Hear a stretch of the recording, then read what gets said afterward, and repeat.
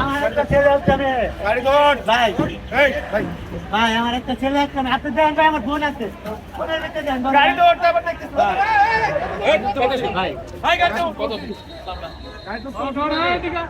আরো একজনকে বাংলাদেশ সেনাবাহিনী আটক করেছেন এবং এই মুহূর্তে রাজধানীর খিলগাঁও থেকে আমরা দেখতে পাচ্ছি মোট 3 জনকে বাংলাদেশ সেনাবাহিনী আটক করেছে।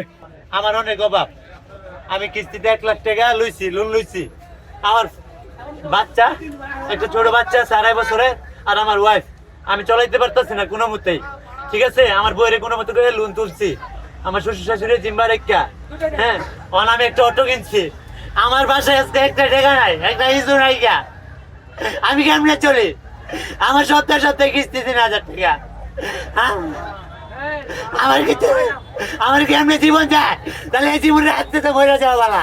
আজকে করে গাড়ি করে আমরা চালাতে পারতাছি না, আমার ঘরে একটা টাকাও নাই গা। আমি কেমনে চলবো? আমার সংসার কেমনে চলবো? আমার ছেলে মেয়ে কেমনে চলবো ভাই? আমি কাজ করতে পারি না, আমি দাঁড়িয়ে আমার এনে করি রান্না। আমি উঠতে বই পড়তে, আমি কোনো দেরামি করি নাই, এর সাথে খারাপ ব্যবহার করি নাই। আমার কইতে বইতে আমি কইছি।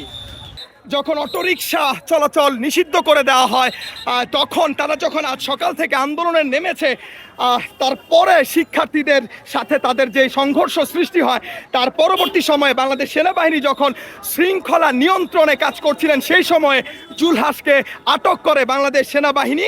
এবং জুলহাস বলছিলেন যে প্রতি সপ্তাহে তার 3,000 টাকা করে কিস্তি দিতে হয়, এবং আজ যখন রিক্সা চলাচল বন্ধ, তখন পরিবারের খাবার দাবার সহ বন্ধ হয়ে গেছে, সেই আকুতি তুলে ধরছিলেন কালের কণ্ঠের ক্যামেরার সামনে জুলহাস। দর্শক, এই মুহূর্তে আমরা দেখতে পাচ্ছি রাজধানীর খিলগাঁও এলাকায় শৃঙ্খলা নিয়ন্ত্রণে কাজ করছে বাংলাদেশ সেনাবাহিনী, এবং বাংলাদেশ সেনাবাহিনী খিলগাঁও এলাকায় আসার পর পরিস্থিতি অনেকটাই নিয়ন্ত্রণে। দর্শক, এই ছিল রাজধানীর খিলগাঁও থেকে সর্বশেষ খন্দকার আসিফুজ্জামান, কালের কণ্ঠ, ঢাকা।